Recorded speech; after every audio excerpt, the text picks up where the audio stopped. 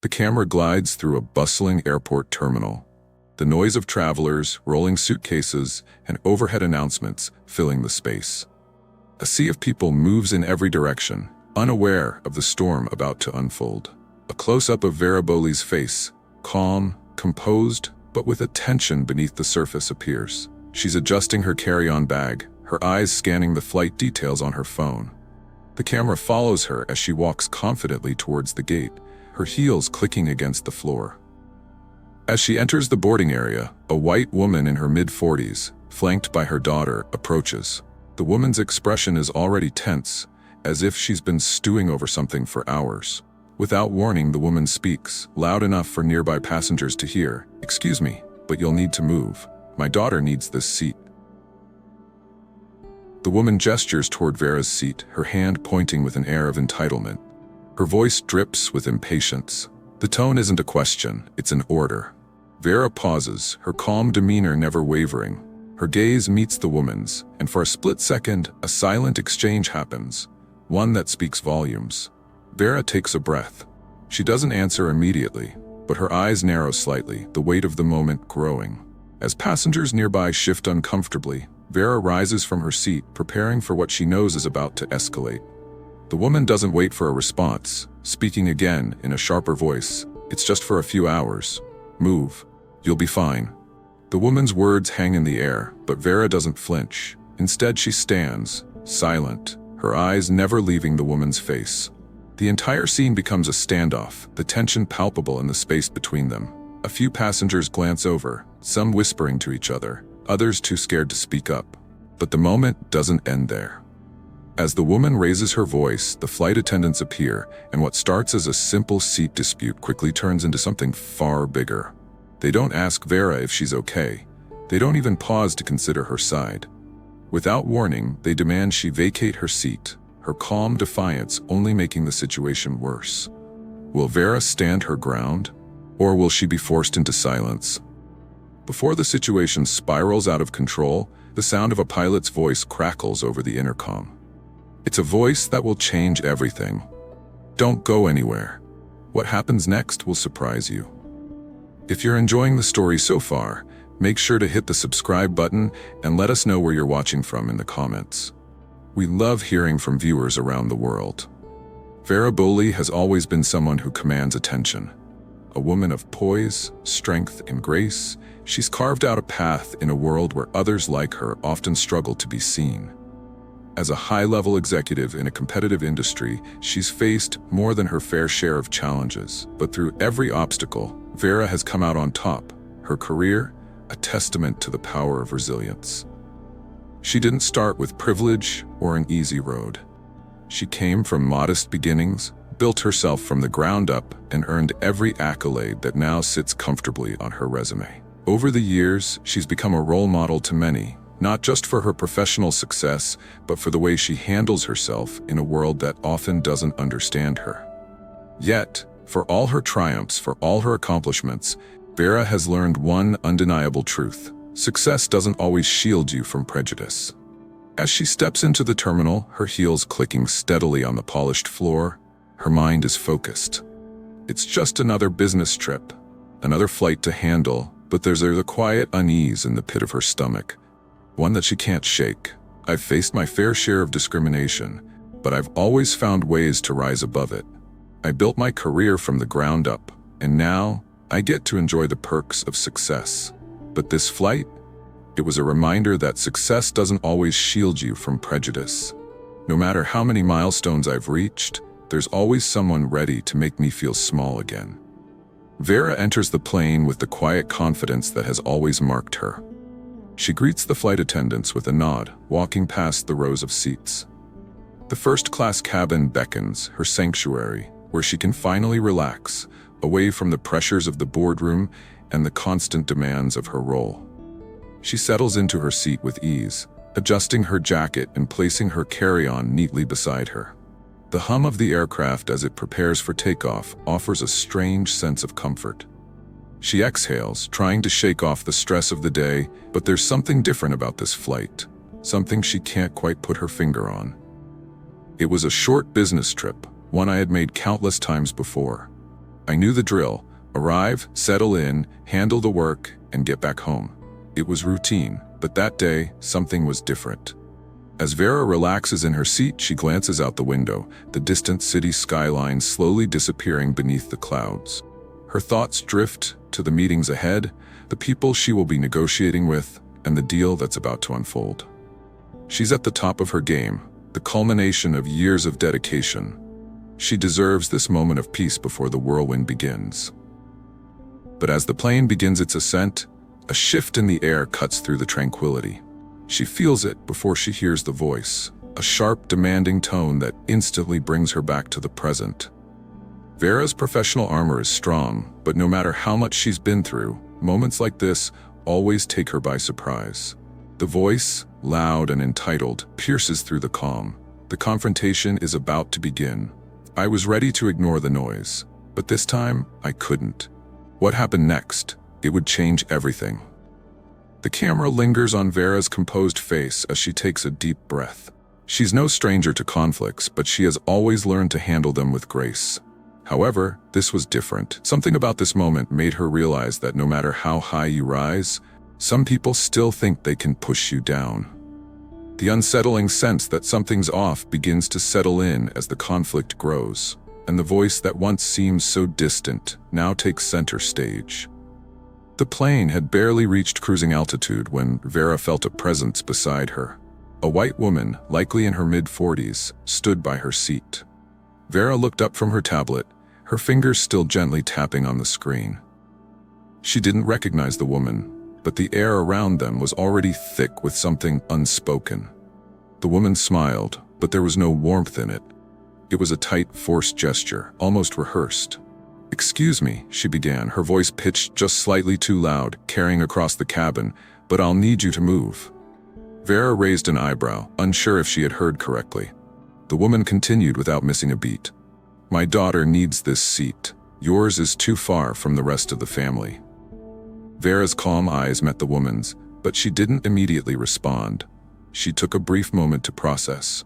She was used to this, used to being underestimated, used to people thinking they could dictate her space. What she wasn't used to was the assumption that she would simply comply without question. She was a black woman in a world that frequently sought to make her feel invisible. But she had spent years mastering the art of remaining unshaken. No matter how deep the insult ran, I wasn't surprised at the request. These things happen, but what struck me was how she spoke to me. She didn't ask. She demanded. She acted like it was my duty to move, like I had no say in the matter, like I wasn't even worthy of a conversation. And that was where she made her mistake. Vera exhaled slowly and sat up straighter, her body language shifting from relaxed to deliberate. She glanced at the daughter, who stood by silently, looking uncomfortable but not speaking up. The woman's tone had been casual, even as her words had the sharpness of entitlement. She was acting like this was a minor inconvenience for Vera, a small sacrifice that shouldn't warrant any discussion. Vera's response was simple, but her words carried weight. "No," she said quietly, firmly. "This is my seat, and I'll be staying here." The woman's smile faltered, but she wasn't finished. "But my daughter is just a few rows behind," the woman persisted, her voice rising slightly. "She needs to be with her family. Surely, this won't be a problem." Vera's hands remained still on the armrests, her posture unyielding. "I've paid for this seat, just like you've paid for yours. I'm not moving." The exchange should have ended there, but the air between them was still charged, a silent countdown to something much worse. The woman's face tightened, and she glanced around at the flight attendants, as if seeking reinforcement. That's when the tension began to escalate. The flight attendants, a pair of young women in crisp uniforms, appeared at the side of Vera's seat. They looked at the woman first, then at Vera, but neither offered a greeting or asked if everything was okay. They simply stood there, waiting. When the crew came over, they didn't even ask me if I was okay with the change. They didn't ask if I wanted to move. They just assumed it was my place to move. And I wasn't having it. The taller flight attendant, a woman with short blonde hair and an expression that looked more irritated than polite, addressed Vera with a professional tone. "We're going to need you to vacate this seat," she said, her voice even but carrying an undeniable edge. Vera's eyes widened slightly, a mix of disbelief and frustration. She'd been through this before, but that didn't make it any easier to stomach. The flight attendant didn't even look at her boarding pass to verify whether Vera had a right to be there. She was simply repeating the demand the white woman had made, with no attempt to consider Vera's side of the story. "I'm sorry, but I'm not moving," Vera replied again, her voice calm but unyielding. The second flight attendant, a woman of color, glanced between Vera and the woman who had asked her to move. Vera could see the conflict in the attendant's eyes, but instead of speaking up or offering any support, she remained silent. It was a moment of painful realization, just how deep systemic bias could run, even in spaces that were supposed to be neutral. The blonde flight attendant sighed, her patience clearly wearing thin. "Ma'am, we need to resolve this. Please, follow our instructions. It's only for a few minutes." Vera stood her ground, the weight of the moment pressing heavily on her chest. She could feel the eyes of the passengers around her, the growing awareness of what was happening.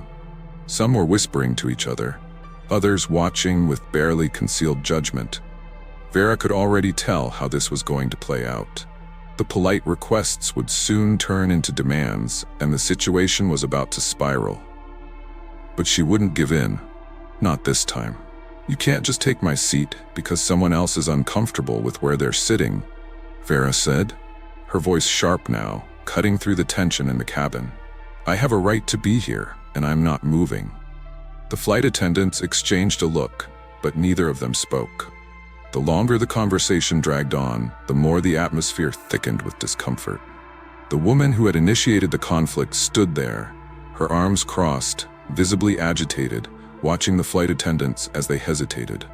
It wasn't long before the airline's crew's supervisor approached, a man who immediately sided with the white woman, raising the stakes of the argument. Vera could feel her patience starting to fray as the entire scenario turned into a public spectacle.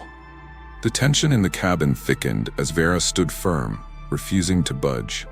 The flight attendants, now joined by the supervisor, continued their attempts to persuade her to leave her seat, but each argument was met with the same calm, resolute response. Vera wasn't moving, and she made it clear that she wasn't going to be intimidated. As the minutes ticked by, passengers started to notice. Conversations that had been carried on in quiet whispers suddenly stopped as people turned their attention toward the unfolding drama. Some passengers exchanged uncomfortable glances. Others openly stared, their faces painted with varying shades of judgment or sympathy. People were starting to notice. Some gave me sympathetic glances. Others whispered. And that's when it happened. The woman started calling for security. The white woman's frustration boiled over. She was no longer trying to maintain the calm exterior that had initially marked her behavior. Her voice cracked with anger as she turned toward the attendants, demanding, "This is unacceptable. I paid for this flight and she's refusing to comply. Get security, now." At first, the request was met with hesitation. The attendants exchanged a brief look, but the supervisor nodded, his expression hardening. He motioned for one of the crew members to leave, presumably to call for security. Vera's stomach twisted, not with fear, but with the all-too-familiar sting of being forced into a corner, a victim of a system that was designed to silence her. As the flight attendants moved away to make the call, Vera remained seated, her hands resting calmly on her lap. She looked out the window, her mind racing, but her face unwavering. She wasn't just fighting for the seat now. She was fighting for her dignity, her right to exist in this space as much as anyone else. She wasn't going to let them push her into compliance. It wasn't just about a seat anymore. It was about what that moment symbolized. My dignity was being stripped away, and I wasn't going to let them do it. Not this time. The quiet whispers from passengers continued, growing louder as they exchanged their opinions on what was happening. Some passengers sided with Vera, quietly offering her support with a nod or a small word of encouragement. Others, however, didn't hide their disdain. They exchanged looks with the white woman, and the tension in the air only grew thicker as the moment dragged on. Vera could feel the weight of their gazes, and in a way, it made her even more determined to stand her ground. This wasn't just a fight with the flight attendants or the white woman. It was a fight with every assumption people had about who belonged where, about whose comfort mattered more. The sound of footsteps approached, and Vera knew what was coming. A security officer entered the cabin, his uniform stark against the soft lighting of the aircraft. He walked up to her seat, and without a word, he gestured for her to stand. His eyes briefly flickered between Vera and the flight attendants, who stood in the background, silent. "Ma'am," the officer began, his voice neutral, almost robotic. "You need to vacate this seat. I'm going to have to ask you to follow me." The air was thick with the collective breath of passengers, all waiting for Vera's response. She remained still, staring up at the officer with a calmness that contrasted the chaos around her. I wasn't moving. I wasn't going to let them humiliate me. But what I was about to face wasn't just about the seat. It was the same battle I've fought all my life, the battle for my voice, for my space. They wanted me to shrink, but I wouldn't. Her voice was firm as she addressed the officer. "I've paid for this seat. I'm not going anywhere." The security officer's face remained impassive, but there was a flicker of something beneath his eyes. Whether it was annoyance or discomfort, Vera couldn't tell. It didn't matter. She wasn't going to let him or anyone else make her feel small.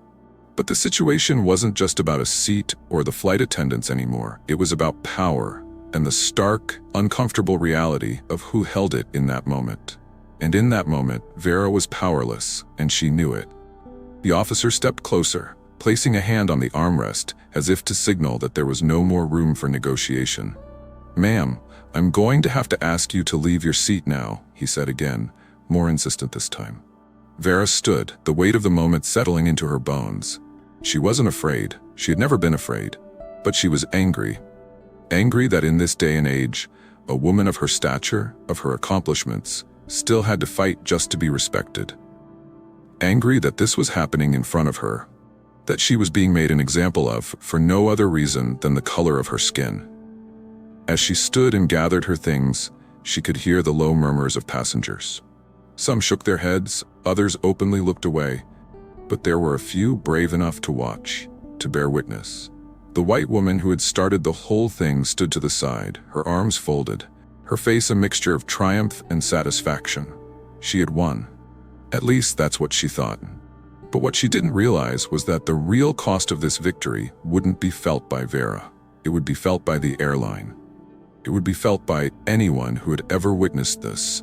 And it would echo in the halls of corporate boardrooms and legal offices for a long time to come. I wasn't just being removed from a seat, I was being forced to shrink, to be small, to be less than. And for what? For refusing to give in to someone who thought they could dictate my worth? Vera was escorted from her seat by the officer, her head held high. The other passengers watched, some with shame, some with indifference, and some with quiet approval. But Vera knew that this wasn't the end. It was just the beginning. The flight was a blur. As Vera made her way back to her original seat, the eyes of the other passengers seemed to follow her, some with pity, others with curiosity. The air around her felt thick, as if every eye on the plane was waiting for something to happen.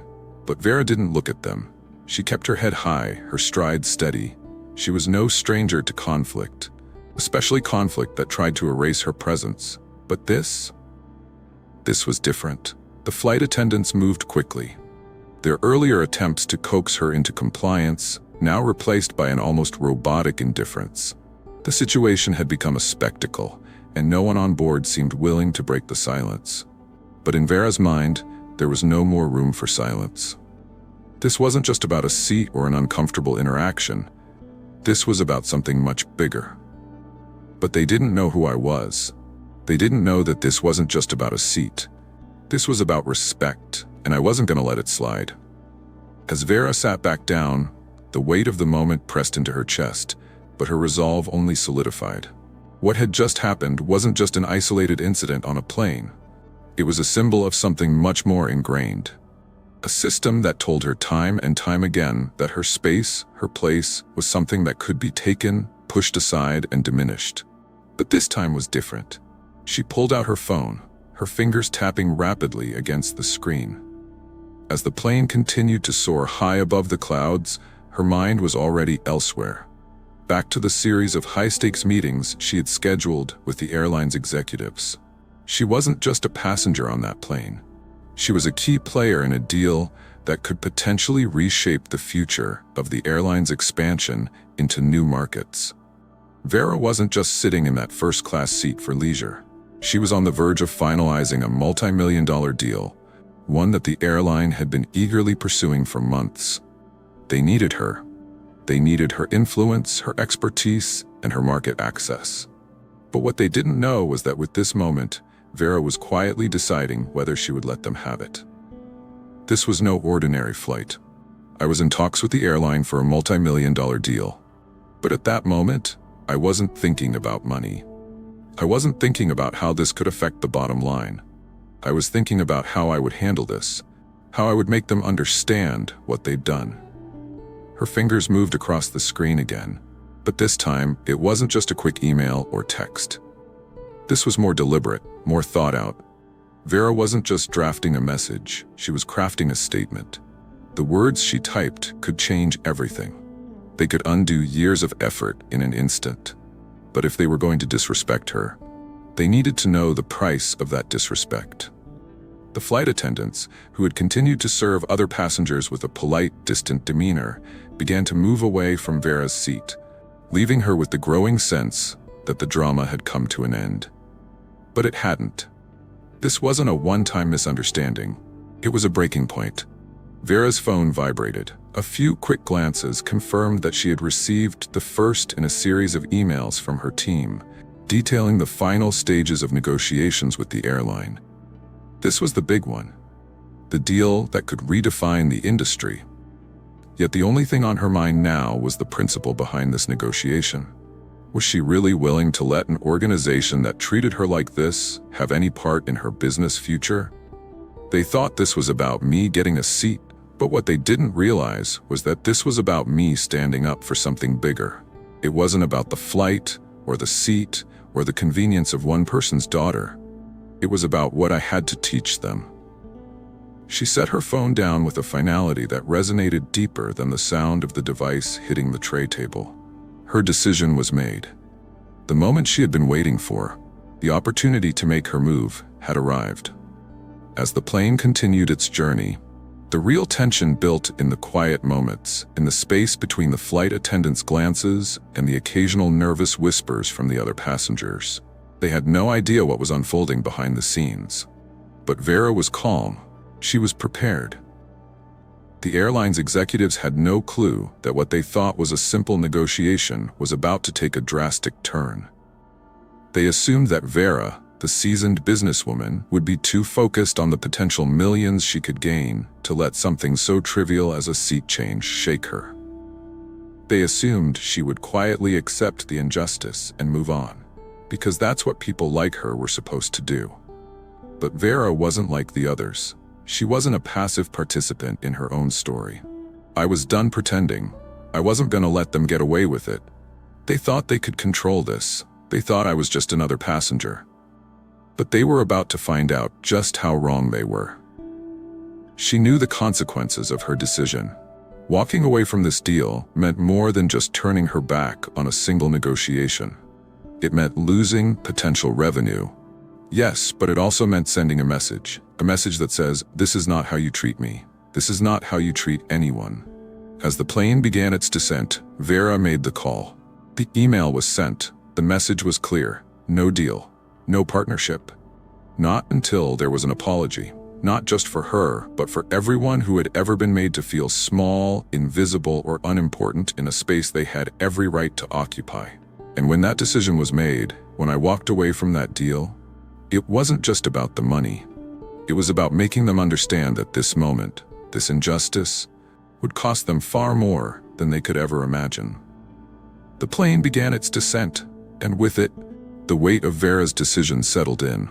She wasn't just changing her flight path, she was changing the course of her life, and possibly the future of the airline itself. As the plane began its descent toward its destination, Vera sat back in her seat, her fingers once again tracing the outline of her phone. The decision she had made wasn't just about refusing to let go of a seat. It was a symbol of a much deeper issue, one that so many people of color faced every day, often without the ability to do anything about it. This wasn't just about a seat on a plane. This was about every space, every institution, and every moment where people like her were forced to fight for what they deserved. And in this moment, Vera knew that she had the power to change it. The aircraft began its final approach, and Vera's thoughts drifted away from the chaos around her. She had made her move. Now, the wheels of change were in motion. But as she looked out the window, watching the world below shrink into a blur of city lights, she couldn't help but wonder, how often did this happen without anyone noticing? How many voices were silenced, just like hers could have been, if not for the courage to stand up? None of this should be surprising, not in a world where our rights are so often trampled. But still, when I think about it, I wonder, how often does this happen? And how many people, just like me, have to quietly accept it every day? The wheels of the plane touched the tarmac, and the sudden movement jerked Vera from her thoughts. The flight attendants, still maintaining their professionalism, moved swiftly through the cabin, ensuring that passengers prepared for the landing. But Vera's mind was already elsewhere, on the future. What would this moment change? What would her actions mean? Not just for the airline, but for anyone who had ever felt like their seat, their place, their rights didn't matter. She thought about the hundreds of other Black travelers who had faced the same treatment, maybe not in such a dramatic fashion, but in the everyday microaggressions that were often invisible to those who didn't experience them. The discrimination that wasn't always overt, but was deeply ingrained in the fabric of society. The subtle messages that said you don't belong here, or you're not as important as others. And Vera couldn't help but reflect on her own journey. How many times had she been told that she didn't belong, that she wasn't good enough? How many times had she had to fight, not just for a seat on a plane, but for her place in a world that often felt like it was made for someone else? What if I hadn't been the CEO of my company? What if I was just a 16-year-old girl, or a young woman on her first job, trying to make her way in the world? What if no one was there to witness what happened? What if no one cared? It's not just about one seat. It's about how often these things go unnoticed, how often they're ignored, brushed aside. Her mind raced as she considered the bigger implications. What if the woman had been treated differently? What if the airline staff had taken a moment to truly listen to her, to understand her point of view, instead of dismissing her as a problem to be solved? But Vera knew, deep down, that this wasn't just about one encounter. This was about a system that normalized these injustices, that allowed this to happen time and time again. She had lived through enough to understand that racism didn't take a day off. It was something that festered in the smallest moments, in the quietest exchanges, in the actions that weren't ever questioned. This wasn't just a random act. It was a small piece in the puzzle of a system that makes you feel like you don't deserve to be where you are. It's the same system that made the woman think she had the right to demand my seat. It's the same system that told the flight attendants to ignore me, to treat me like I didn't matter. It's the system that makes so many people, just like me, feel like we're always one step away from being told to get up, to move, to make way for someone else. Her phone buzzed again. The emails were flooding in now. Messages from her team, updates on the deal with the airline, more information about the ongoing negotiations. But none of it seemed as important anymore. She had already made her decision. Her heart wasn't in the deal anymore. Not after what had just happened. The world outside the window grew clearer as the plane touched down. The finality of the landing brought with it an unexpected clarity for Vera. This wasn't just a moment in time. It was a turning point. One that would shape not only her future, but the way she saw the world. It wasn't about the money, the contracts, or the deals. It was about the principles that had guided her through her career, through her life. It was about the dignity she had fought so hard to maintain, and the reminder that no one could take that from her. I wasn't going to let this moment pass without making them understand. This wasn't just about walking away from a deal. It was about sending a message. That's why, when I made the call to pull out of the negotiations, I knew I was making the right decision. No amount of money, no deal, No partnership was worth sacrificing my integrity. This wasn't about me getting a seat. It was about everyone who had ever been told they didn't belong. And this time, I wasn't going to let them win. As the plane came to a complete stop, Vera gathered her belongings, ready to disembark. Her heart was steady, her mind clear. She had made her stand, and the world was about to hear it. The moment Vera stepped off the plane, the weight of what had transpired began to settle on her shoulders. The flight had ended, but the story wasn't over. It was only just beginning. She wasn't sure what the next steps would look like, but one thing was certain: she wasn't going to let this incident slip away into the shadows. The events that had unfolded were not just personal. They were representative of something much larger, something systemic that needed to be addressed.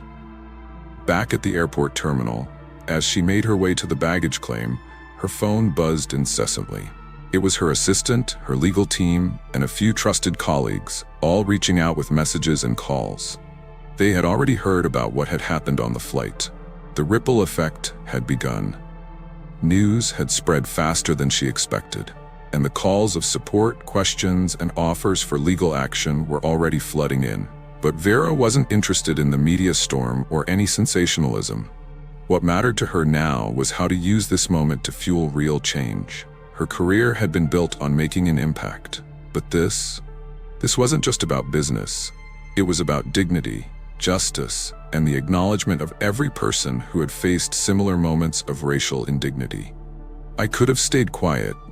I could have accepted the apology they would inevitably offer, apologized for the inconvenience, and moved on. But that's not how I've built my life, and that's not what I want to teach the next generation. No one should have to silently endure being treated like they don't matter. As Vera made her way through the airport, she stopped to think about the power of what she was holding in her hands. This wasn't just an isolated incident. This was a microcosm of the daily injustices faced by people of color, especially Black women. The apology from the airline would come, of course, but that wouldn't erase what had happened. That wouldn't undo the harm that was done when the flight attendants and then the security officer disregarded her humanity in favor of a woman who assumed her space was less valuable. What happened to me on that flight? It wasn't just one person's mistake. It wasn't an isolated incident. It's a pattern that exists in every corner of our society. People are quick to make assumptions about others based on their skin color. But I wasn't going to let this become just another forgotten moment. It wasn't just about me anymore. It was about everyone who has ever had to be silent in the face of racism. Vera called her team on the way home, laying out her next steps. She wasn't going to let this incident fade into the background. She decided then and there to make a public stand. She would use her platform, her influence, and her position in the business world to shine a light on what had happened, to show others that they didn't have to accept this kind of behavior. Over the next few days, Vera drafted an open letter. It wasn't a letter of apology for causing a scene. It was a letter to the airline, to the flight attendants, and to anyone who had ever been made to feel small because of their race. She wasn't going to just complain about what happened. She was going to use it to fuel her advocacy for racial equity and fair treatment in all spaces, from corporate boardrooms to public transportation. She was clear in her message. We don't have to accept racism as a given. We don't have to quietly tolerate these microaggressions. We can choose to stand up, and when we do, we make it easier for those who come after us. Vera's open letter was published on social media, gaining traction quickly. It wasn't long before it was shared by industry leaders, influencers, and organizations advocating for racial equality. The conversation started to shift. No longer was this an isolated incident. It became part of a larger dialogue about race and privilege in professional and public spaces. People who had witnessed the event, both on the flight and afterward, began to speak out, sharing their own stories of discrimination, offering words of solidarity, and demanding accountability. Her story reverberated beyond the walls of the airline and beyond the airport terminal. It touched a nerve in people who had long been silent, who had quietly accepted the status quo out of fear of losing their position or standing.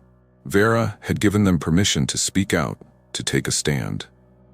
This wasn't just about what happened on that flight. It was about creating a shift. When people began to share their own stories, when they began to realize they weren't alone, that's when I knew this moment had to become something more. It had to be the spark. Vera didn't just stop with the letter. She began to take action in other ways. She reached out to advocacy groups that focused on racial justice, offering her support and resources. She spoke to business leaders about how they could foster more inclusive and equitable workplaces. She began working with legislators to push for policies that would protect travelers from discrimination, particularly in the air travel industry. Her story became a rallying cry for those who had been marginalized, for those who had been made to feel like they were invisible. Vera Bowley's refusal to back down in the face of racial injustice wasn't just a personal victory. It was a collective one.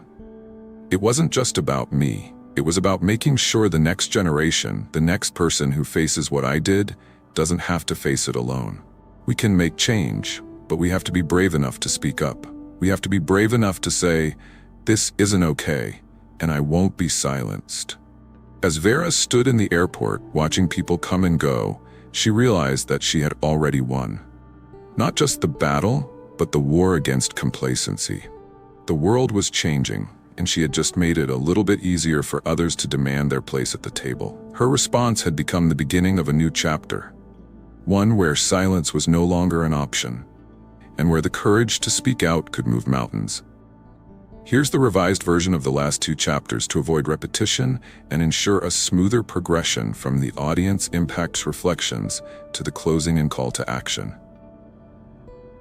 In the days that followed Vera's letter, the conversation that had been ignited continued to grow, gaining momentum and drawing in voices from all corners of society.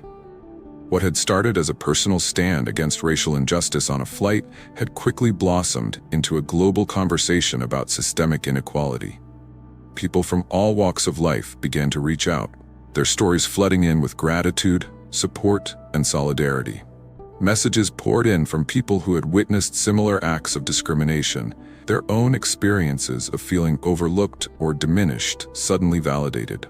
Vera's courage had given them permission to speak out, to share the microaggressions, the overt acts of racism they'd quietly tolerated for years. People began to share their stories with me, stories that were painful, raw, and often held in silence for far too long. These weren't isolated incidents. These were moments that too many of us had to endure, time and time again, and no one ever spoke up. In interviews and public discussions, Vera spoke not just about her personal experience, but about the bigger picture. The countless everyday moments where people were made to feel invisible, small, or unwelcome. She shared the overwhelming number of messages she had received from those who had been similarly treated but had never felt they had the power to confront it. As the days passed, the story began to snowball. It wasn't just about the airline anymore. It was about a cultural shift, a reckoning for how society viewed race, privilege, and equality. The incident had gone viral. But more importantly, it had sparked a real conversation. People were talking about the ways that racial bias showed up in their own lives, whether in the workplace, on public transportation, or in casual encounters. The conversation was no longer just happening in private, whispered exchanges. It was public now, loud and unapologetic. I didn't do this for fame, and I certainly didn't do it for the media attention. But what I did do was make sure that the conversation didn't stop with me. It couldn't stop. It had to grow. And it did. People began to realize that this wasn't just about one flight. It was about a system of privilege that had gone unchallenged for far too long. The airline, reeling from the public backlash, issued a formal apology. But for many, the apology felt like a thin attempt to deflect from the deeper issue at hand. Vera knew the real challenge wasn't in the public apology. It was in the structural changes that needed to follow. Accountability, not words, would ensure that this incident wasn't forgotten. Her decision to speak out had opened the door for others to share their experiences, and together, they began to create a collective narrative. With each new story, the movement grew stronger, more widespread. People of all races, ethnicities, and backgrounds were finding common ground, united by a desire to see the world change. Vera had become a beacon for those who had long remained in the shadows, their voices lost to fear or indifference. And now, they were speaking out, empowered by her example. In the aftermath of it all, as Vera sat quietly in her office, the gravity of the situation began to sink in. The world had changed in a way that no one could have predicted. What had started as a simple confrontation on a plane had snowballed into a movement. People were no longer willing to stay silent. They were no longer willing to let these injustices go unchallenged. And Vera knew that this was just the beginning. I didn't ask for this fight. I didn't ask for the attention. But when it came, I knew I couldn't walk away. I couldn't pretend like nothing had happened. Not when so many people had silently endured the same treatment. This wasn't just about me. It was about all of us. It was about making sure no one ever has to be silenced again. Vera paused for a moment, her fingers lightly tracing the edge of her desk. She thought about the young woman who would now board a flight without fearing that someone would tell her she didn't belong. She thought about the next generation, those who wouldn't have to accept the prejudices that had been ingrained in society for so long. The fight wasn't over.